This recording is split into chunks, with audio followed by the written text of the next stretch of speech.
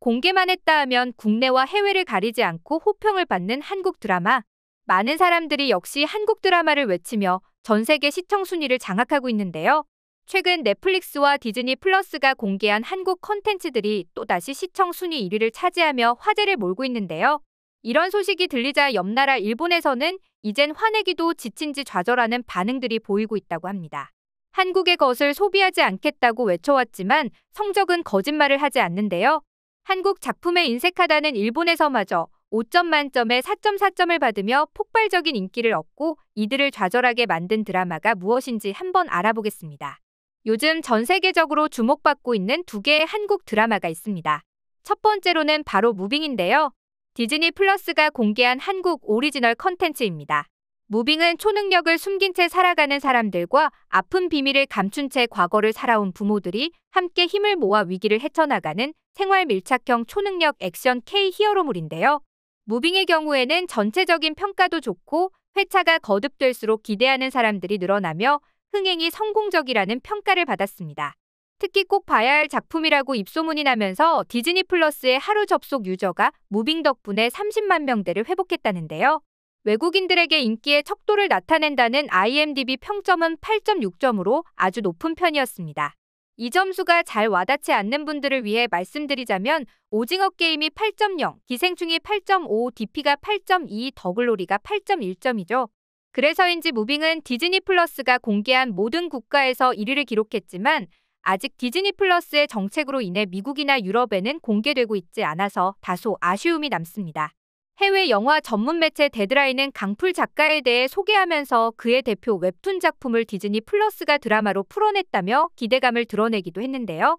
연예 전문 매체 NME는 스파이더맨의 명대사인 큰 힘에는 큰 책임이 따른다는 말을 패러디하며 큰 힘에는 큰 가족 드라마가 따른다는 제목으로 무빙에 대해 자세히 리뷰하는 기사를 보도하기도 했죠. 그리고 또 하나 더 주목받는 한국의 드라마는 넷플릭스의 마스크걸입니다. 마스크걸은 외모 컴플렉스를 가진 여자 주인공 김모미가 마스크로 얼굴을 가린 채 BJ로 활동하면서 수많은 사건들에 휘말리는 이야기를 그리고 있는데요. 역시나 수많은 해외 매체들은 한국의 드라마는 너무나 강렬하다며 기생충을 처음 봤을 때의 감동이 다시 살아났다는 극찬을 하기도 했습니다. 실제로 스페인 영화 전문 매체 시네마스코믹스는 마스크걸은 예고편만으로도 숨이 멎을 듯한 서스펜스와 미스터리를 선사하고 있다면서 기대감을 드러냈는데요. 얼마 전 한국판 복수극인 더글로리가 엄청난 흥행 뒤 막을 내리면서 또 다른 게 없나 하는 아쉬움과 관심이 마스크걸로 그대로 이어온 게 아닐까 싶습니다. 그래서인지 마스크걸은 공개된 지 무려 3일 만에 1위였던 디즈니 플러스 무빙을 일주일 만에 2위로 밀어내며 드라마 화제성 부문 1위에 등극하기도 했는데요. 마스크걸의 화제성 점유율은 21.8%로 무빙 20.3%와 비교해봤을 때 격차는 1.5%에 불과해 그야말로 한국 드라마 두 편이 치열하게 싸우며 그들만의 리그를 보여주고 있는 것입니다. 특히 가장 인기가 있는 곳은 바로 정열적인 지역으로 유명한 남미라는데요. 남미 매체 라스투리아스는 한국이 미국에 버금가는 넷플릭스의 보스라고 극찬하고 있었습니다. 게다가 복수극은 한국이 로맨스와 더불어 가장 잘 만드는 장르라고 말하기도 했는데요. 이 매체는 해외에서 처음 한국 드라마에 빠진 건 달달함과 친절함을 갖춘 로맨스 시리즈였지만 이제는 한국이 더 잘 만드는 비장의 무기로 서스펜스, 미스터리, 스릴러가 가미된 복수 장르를 히든 카드로 꺼내들었다고 소개하기도 했습니다. 상황이 이렇자 당연히 일본도 한국의 드라마를 집중하고 있었습니다. 특히 무빙과 마스크걸에 온갖 관심을 쏟아붓고 있었는데요. 연일 고공행진을 하는 드라마 두 편을 보도하면서 왜 우리는 이런 인기를 끌 수 없는지 한탄하는 내용이었죠. 일본인들을 절망하게 만든 이유는 이러했습니다. 바로 이 두 드라마 모두 웹툰을 기반으로 만들어진 드라마라는 점이죠. 다들 아시는 것처럼 과거의 만화나 애니라고 하면 가장 먼저 떠오르는 나라는 일본이었습니다. 하지만 이제는 상황이 바뀌었는데요. IT 강국답게 한국은 책에서 스마트폰으로의 변화에 발빠르게 대처해 컬러풀한 색감과 새로 읽기 방식의 웹툰을 내놨습니다.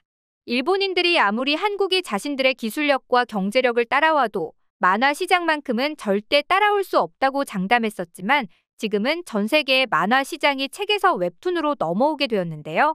그러자 일본 경제지 니케이는 만화는 일본의 예술이라는 상식이 뒤집히고 있다. 라이벌은 이웃 한국이다라는 발언을 하기도 했습니다. 왜냐하면 일본인들마저 카카오 웹툰에 돈을 가장 많이 썼기 때문입니다. 실제로 일본 시장 어플마켓 소비자 지출 1위에 웹툰 플랫폼 피코마가 올랐는데요. 이 피코마는 카카오가 운영하는 회사였죠. 하지만 한국은 일본을 이제 라이벌로도 생각하지 않는 것 같은데요. 이렇듯 지금의 일본 상황은 침울합니다. 거기에 얼마 전 일본도 야심차게 준비한 드라마가 있었지만 해외는커녕 일본 자국 내에서도 크게 화제가 되지 않았는데요.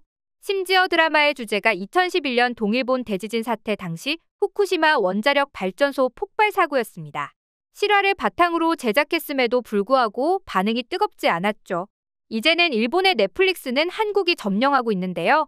지난해 넷플릭스 재팬에서는 1월 그해 우리는을 시작으로 2월 지금 우리 학교는, 3월 소년심판, 기상청 사람들, 4월 사내 맞선, 6월 의사요한, 7월 이상한 변호사 우영우, 이태원 클라스, 10월 작은 아씨들까지. 그야말로 이게 한국의 넷플릭스인지 일본의 넷플릭스인지 헷갈릴 정도였죠. 게다가 올해에도 더글로리와 퀸메이커, 사냥개들도 1위에 등극했는데 이번에는 마스크걸까지 일본 차트를 휩쓸어버린 것이죠. 상황이 이렇자 이제는 일본의 배우들도 현실을 직시하고 있는데요.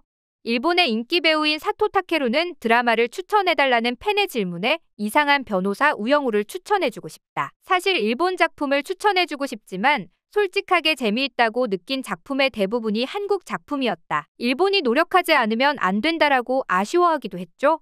이제는 일본인들은 반도체도 그렇고 자동차도 그렇고 이제는 자신들이 최고라고 꼽던 컨텐츠마저 한국에게 패배하고 있다는 사실을 받아들이기 시작했습니다. 한때 한류가 일본 젊은이들의 정신을 타락시키고 있다며 한국 컨텐츠를 보지 말아야 한다는 운동까지 생겨났지만 그다지 큰 효과는 없는 것 같은데요. 그러자 이제는 사토 타케루처럼 현실을 직시하는 사람들이 늘어나고 있죠. 한때는 컨텐츠 강국으로 꼽혔던 일본이 이제는 내놓는 드라마마다 실적이 좋지 못한 이유는 역시나 진부하기 때문인데요. 일본 드라마도 2000년대까지는 다양한 소재로 현실과 판타지를 넘나드는 재미를 주었습니다. 하지만 지금까지도 그 패턴을 고수하고 있다는 게 문제인데요.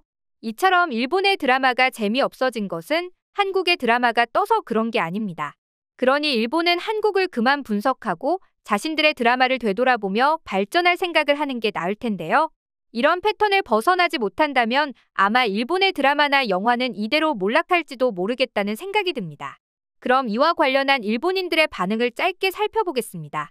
한국 드라마가 재미있는 건 진작 알고 있었지. 이젠 어떻게 될지 뻔한 교훈만 주는 일본 드라마에는 질렸어. 진짜로 일본 드라마나 영화는 발전이 하나도 없는 것 같아. 한국의 치열함을 배워오고 싶다. 솔직히 한국 드라마가 훨씬 재미있어요. 일본의 드라마는 배우들의 표정이 너무 과장돼. 이제는 기대감이 떨어졌어. 일본은 이제 망한 거야? 어쩜 이렇게 몇십 년 동안 재미있는 작품이 하나도 안 나올 수가 있어? 넷플릭스의 존재는 일본에게 독이었다. 사람들이 만나기만 하면 모두 한국 드라마 얘기를 해. 나도 이야기에 끼려면 어쩔 수 없이 봐야겠어? 여기까지 일본 반응을 살펴보았습니다.